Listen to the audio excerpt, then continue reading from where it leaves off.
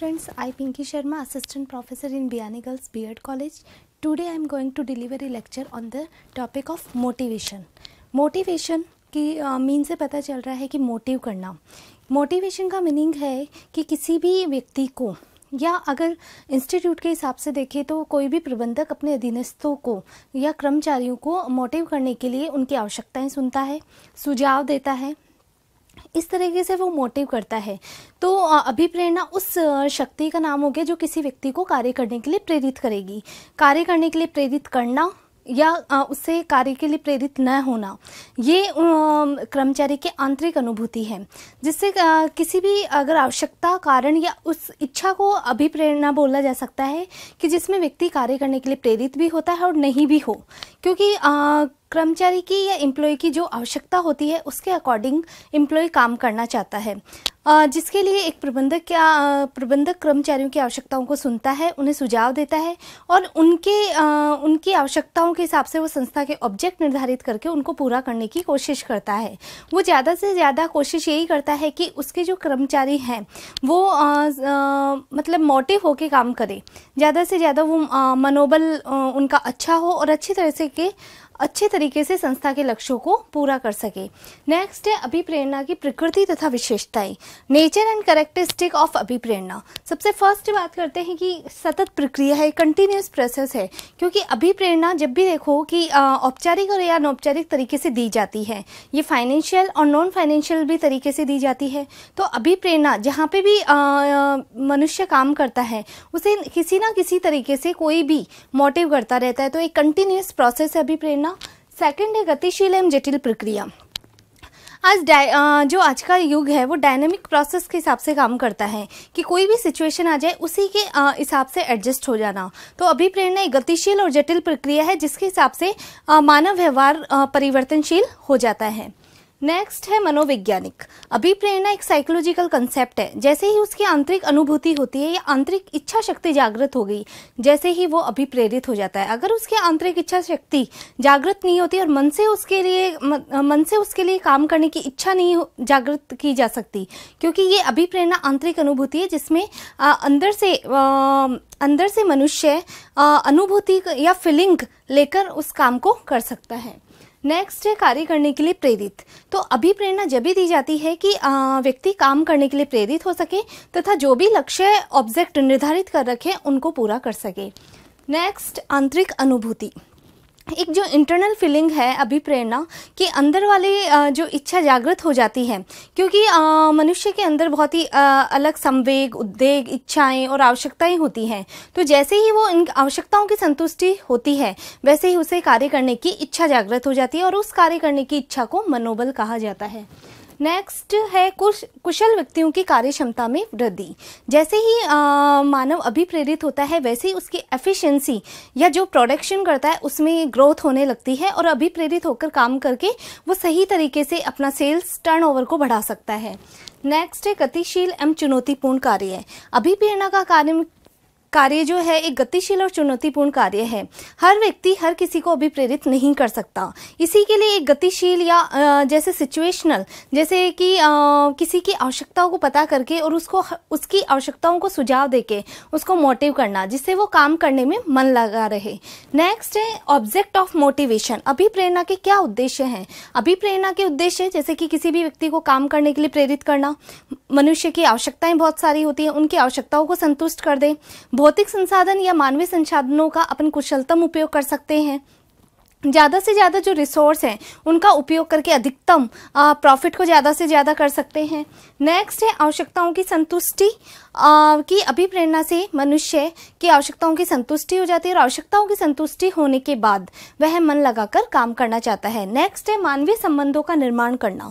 अभिप्रेरणा से कि जो भी अगर एक संस्था की बात करें तो संस्था में भौतिक और मानवीय दो तरह के संसाधन होते हैं. भौतिक जो टेक्निक से चल जाएंगे, लेकिन मानवीय संबंधों को अगर रखना है तो उन्हें अभिप्रेरित करना है, उनकी आवश्यकताओं को सुनना पड़ता है और उनको सुझाव देने पड़ते हैं और उन सुझावों के लिए प्रबंधक को वित्तीय और गैर वित्तीय अभिप्रेरणा भी दी जाती है। नेक्स्ट है अभिप्रेरणा की विचारधाराएं, theories of motivation. Theories of motivation में जो मेन 5 थ्योरी हैं, मास्लो की आवश्यकता अनुक्रम विचारधारा, हसबर्ग की द्विघटक आरोग्य विचारधारा, विलियम ऑची की जेड विचारधारा, एक्स और वाई की मैकग्रेगर विचारधारा और लिकट की जो है कर्मचारी केंद्रित विचारधारा। इनमें से 2 विचारधाराएं ली हैं, मास्लो की आवश्यकता अनुक्रम विचारधारा एंड सेकंड है हसबर्ग की द्विघटक विचारधारा। फर्स्ट है मास्लो की आवश्यकता अनुक्रम विचारधारा। ये विचारधारा जिसमें मास्लो ने ये कहा कि प्रत्येक व्यक्ति आवश्यकता से प्रेरित होकर कार्य करता है। तो आवश्यकता से प्रेरित जब तक मनुष्य को आवश्यकता उत्पन्न नहीं होती, जब तक वो कार्य करने के लिए प्रेरित नहीं होता, और आवश्यकता 1 बाय 1 चलती रहती हैं। एक आवश्यकता संतुष्ट होती है, दूसरी आवश्यकता उत्पन्न हो जाती है। तो इसमें आवश्यकताओं को जो बताया है, 5 आवश्यकताएं बताई हैं। पहली है शारीरिक आवश्यकता। शारीरिक आवश्यकता में क्या बताया कि जैसे ही मनुष्य के जीवन के साथ उसकी आवश्यकताएं उत्पन्न हो जाती हैं, जब वो शारीरिक आवश्यकता उत्पन्न करता है तो उसमें खाना, कपड़ा, मकान, ये सब आवश्यकताएं उसकी शारीरिक आवश्यकताएं कहलाती हैं। सेकंड है शारीरिक आवश्यकता होने के बाद उसे सुरक्षा की आवश्यकता उत्पन्न होती है। सुरक्षा की आवश्यकता में वो शारीरिक या मानसिक या खतरे और भय से वो सुरक्षा चाहता है, तो सेकंड उसकी सुरक्षा आवश्यकता हो गई। नेक्स्ट सुरक्षा आवश्यकता अगर संतुष्ट हो जाती है तो नेक्स्ट उसकी जो संतुष्टि आवश्यकता आती है वो है सामाजिक आवश्यकता। सामाजिक आवश्यकताओं में क्या है कि वो समाज के लोगों के साथ उठना बैठना, स्नेह प्यार, ये सब अपनत्व से बड़ों को अपनत्व दिखाना, ये सब सामाजिक आवश्यकताओं में आते हैं। नेक्स्ट है स्वाभिमान या अहंकारी आवश्यकताएं। स्वाभिमान या अहंकारी आवश्यकताओं में जब उसके स्वाभिमान पे बात आती है तो वो दूसरों से सम्मान चाहता है और या वह स्वयं का सम्मान चाहता है। तो जब सामाजिक आवश्यकताएं पूरी होने के बाद स्वाभिमान या अहंकारी आवश्यकता जब उत्पन्न होती है तो वह अपने सम्मान को सबसे ऊपर देखना चाहता है, वह दूसरों से सम्मान चाहता है कि उसका सम्मान जब भी जाए या अपनी प्रतिष्ठा या छवि को बनाना चाहता है।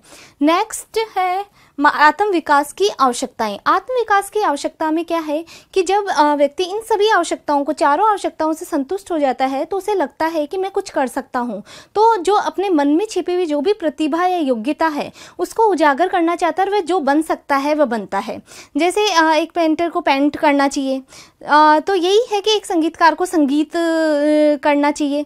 तो जो भी आवश्यकताएं या प्रतिभा उजागर करना चाहता है वो आती है आत्म विकास की आवश्यकताओं में। तो जो निम्न स्तरीय आवश्यकता होगी अपनी वो है शारीरिक आवश्यकता और उच्च स्तरीय आवश्यकता होगी वह है आत्म विकास की आवश्यकता। इससे मास्लो की आवश्यकता की जो इन्होंने विचारधारा दी, इसके गुण यही थे कि हर व्यक्ति आवश्यकता से प्रेरित होकर काम करता है। उन्होंने एक अनुक्रम में बस आवश्यकताओं को बांटा, पहले शारीरिक, देन उसके बाद सुरक्षा, उसके बाद सामाजिक, स्वाभिमान और आत्म विकास की आवश्यकता। इस तरीके से एक आवश्यकता संतुष्ट होने पे दूसरी आवश्यकता उत्पन्न हो जाती है। नेक्स्ट है हसबर्ग की द्विघटक आरोग्य विचारधारा। हसबर्ग ने हाइजीन थ्योरी दी थी। हसबर्ग ने हाइजीन थ्योरी को 2 घटकों में डिवाइड किया था। फर्स्ट है आरोग्य या पोषक तत्व और सेकंड था अभिप्रेरक या संतोषदायी तत्व। आरोग्य या पोषक तत्व वे तत्व हैं जो कि किसी भी संस्था की सफलता में उसके संतोष स्तर को बनाए रखते हैं, यानी असंतोष उत्पन्न नहीं होता। इसलिए इन स्तर को बनाए रखना या इन घटकों को बनाए रखना जरूरी है। आरोग्य घटकों में उन्होंने 8 जो तत्व बताए थे, जिसमें सबसे पहले संस्था की नीतियां बताई, नेक्स्ट संस्था का प्रशासन, कार्य दिशाएं, कार्य सुरक्षाएं, वेतन, अनुषंगी लाभ, पर्यवेक्षण की किस्म, अधिकारियों और अधीनस्थों में पारस्परिक संबंध। तो इन 8 घटकों के आधार पर उन्होंने कहा था कि कर्मचारियों का अगर संतोष स्तर बनाए रखना है तो आरोग्य घटकों की अनिवार्यता जरूरी है। नेक्स्ट अभिप्रेरक या संतोषदायी तत्व। अभिप्रेरक या संतोषदायी तत्व वे तत्व जो कर्मचारियों को अभिप्रेरित करते हैं और उनके एक मनोबल को बनाए रखते हैं। तो अभिप्रेरक तत्व में जो 6 घटक लिए कि उपलब्धियां, मान्यता और सम्मान, विकास, उत्तरदायित्व, व्यक्तिगत उन्नति के अवसर, कार्य की प्रकृति। तो ये जो 6 घटक लिए कि कर्मचारियों को ये अभिप्रेरित कर सकते हैं और इनसे अभिप्रेरित होकर व्यक्ति कार्य कर सकता है। तो हसबर्ग ने भी इन घटकों के आधार पर मास्लो की और हसबर्ग के घटकों में ये समानता थी कि उन्होंने कार्य करने की जो आवश्यकताओं से रिलेटेड दोनों ही घटकों में आवश्यकताओं को लिया था और व्यक्ति को कार्य करने के लिए प्रेरित किया था। और दोनों तरफ इसमें निम्न स्तरीय जो आवश्यकता ली गई थी शारीरिक और सुरक्षा, उसमें आरोग्य पोषक तत्व को ले लिया। तो ये जो है इनमें दोनों में सिमिलरिटी थी विचारधारा में, और दोनों ही अभिप्रेरणा से संबंधित विचारधारा दी थी। Thank you. Please like, comment, share, don't forget to subscribe channel.